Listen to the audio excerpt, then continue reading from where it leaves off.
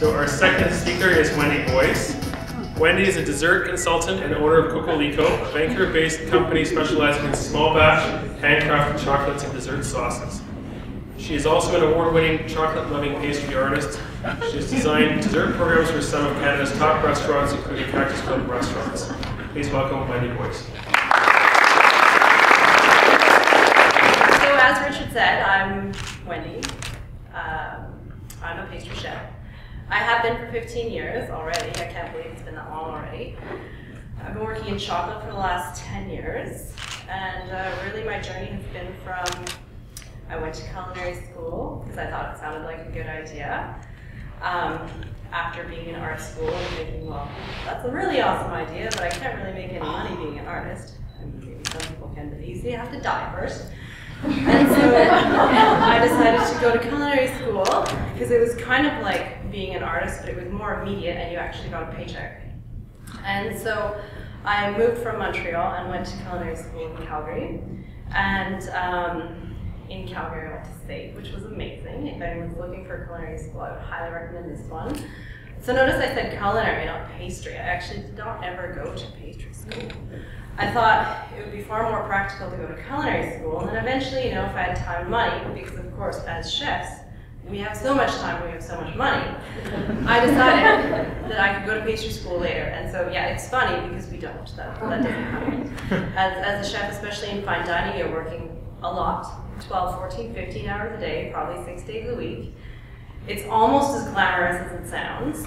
And I did it for, in fine dining, probably about 8 years of my career.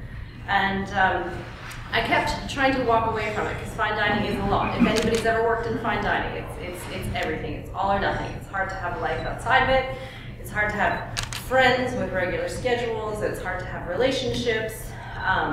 Luckily I did, and my husband was very patient and waited for me to kind of get my schedule sorted out. Yeah, so I went in and out of fine dining. I tried catering, I tried hotels, I tried private clubs. Ended up in fine dining, and ended up at Lumiere Restaurant in Vancouver, which is like, I really couldn't believe that they wanted me to work there. I certainly wasn't brave enough to apply for the job. They actually asked me if I could interview for the position, so I said, well, okay, probably in about that book. And so I show up to the interview, and somehow they decide to hire me, and it's okay, it's fine. I get on really well with all the chefs, and especially the chef de cuisine, who's Marc-Andre Choquet at the time. He now works at Tableau. I had dinner there a couple days ago. It's amazing. If you guys ever want like good French bistro food in the city, not this city, Vancouver City, you should check out Marc-Andre at Tableau.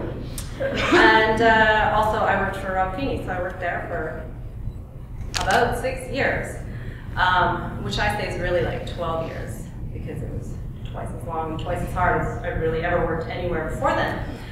And from there, I was being groomed to move on to be the pastry chef at Daniel. And so I was flown down to New York, and I lived in New York for quite a while, and I worked there and worked at various Daniel establishments and met very, very fancy people. And met all of those famous chefs that you see on TV, and Martha Stewart, like I met them all. It was crazy. And then getting back to Vancouver, I decided it just wasn't for me. Like something was telling me like, no, we're done with fine dining. And even though I was like, well, I mean, it's a pretty good idea. It's Daniel Boulud. I should probably work for him. It seems like a good thing to have on your resume. That's what the inside of my head sounds like, if you were wondering. Some sort of like Boston accent. And so that's only one glass, and like half of your Syrah is very potent. And so after New York and after, you know, like negotiating with my Boston accent, whether or not I should work there, I actually ended up breaking my ankle in a spectacular gardening accident. And so obviously something was telling me that no, this is not the best idea for you. So with my spectacular broken ankle, which has like a rad scar if anybody wants to see it, you probably don't, it's okay, I won't be offended. That's later, huh? Yeah, exactly. A few more glasses of Syrah. And so yeah, I ended up not doing that. And so what I did with my broken ankle, well, all of my girlfriends were having babies, you know, like we're early 30s, late 20s, everybody's having babies. And so I was at home on my couch with my broken ankle, and they would bring me bagels and babies, and they decided I should learn how to knit while I was eating bagels, and like eating bagels, you know, like I'm sitting on a couch not doing anything, so like carbs, it's a lot of bagels. And so yeah, I like held a lot of babies and like knitted as many scarves as people like accepted. Then I finally realized that I wasn't really that great at knitting, and I didn't really like not being great at knitting. And so I really missed working with chocolate, because several years before I'd actually been invited on full scholarship to l'École du Grand Chocolat in the Rhône Valley, which is amazing. It's the coolest school ever. It's the Valrhona School. I was there in 2004, I believe, and at the time, I'm pretty sure I was the first female Canadian to ever be invited there on full scholarship. So I was like pretty cool. And that's when chocolate went from being like, oh yeah, chocolate's really cool. And the guy who I apprenticed under, he would, Otto Denouge at the Calgary Petroleum Club, he would always say, there's no magic to chocolate. You just have to know how to do it.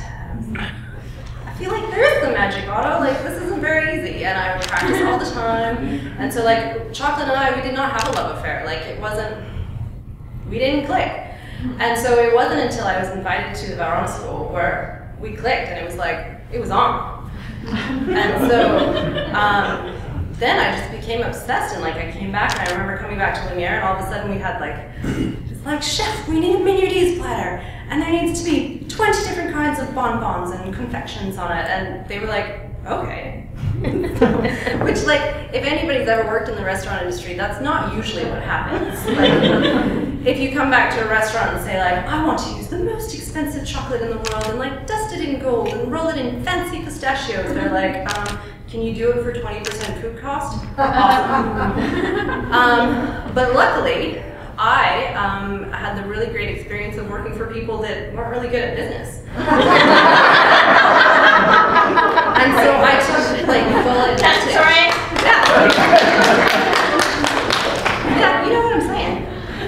And so yeah, I took full advantage, and like we made these beautiful mignardises platters, and like we did these dessert tasting menus of like 4 to 12 courses, depending on like what you were into, and it was amazing. And so the fact that they allowed me that kind of creative freedom and also that kind of financial freedom is actually pretty amazing.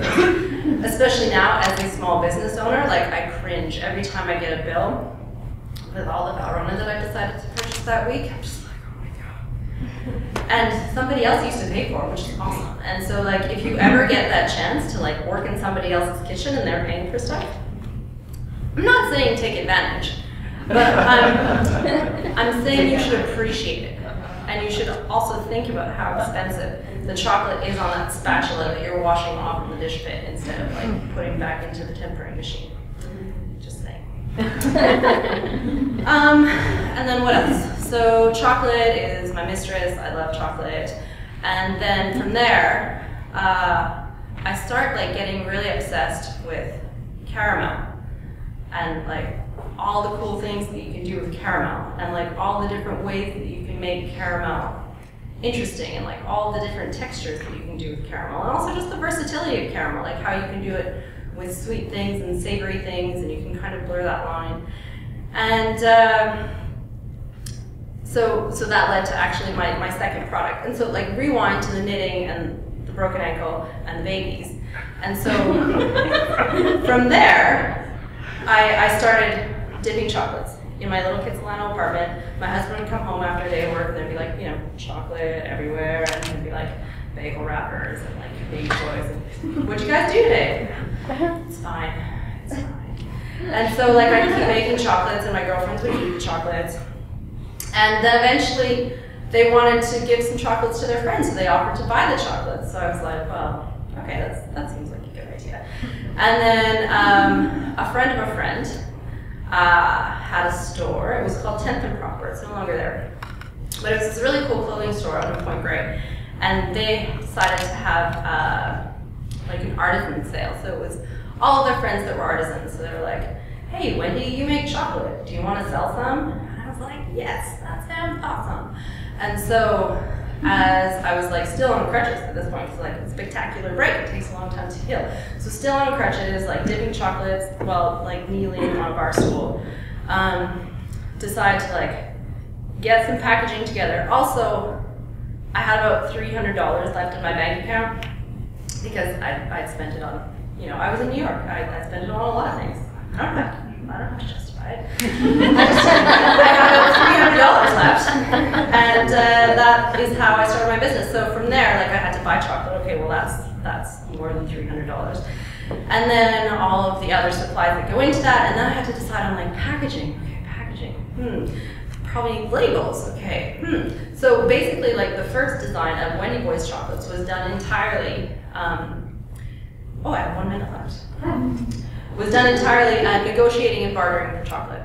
And so it's kind of amazing, actually, the things that you can buy for chocolate. Like now I'm like, challenge accepted. What can I get for chocolate? And so actually the most amazing thing that I've ever got for chocolate was a pair of like beautiful couture Wolak shoes in exchange for chocolate. So like, that's the pinnacle so far. But now I'm on to like, I have a real business, I'm incorporated,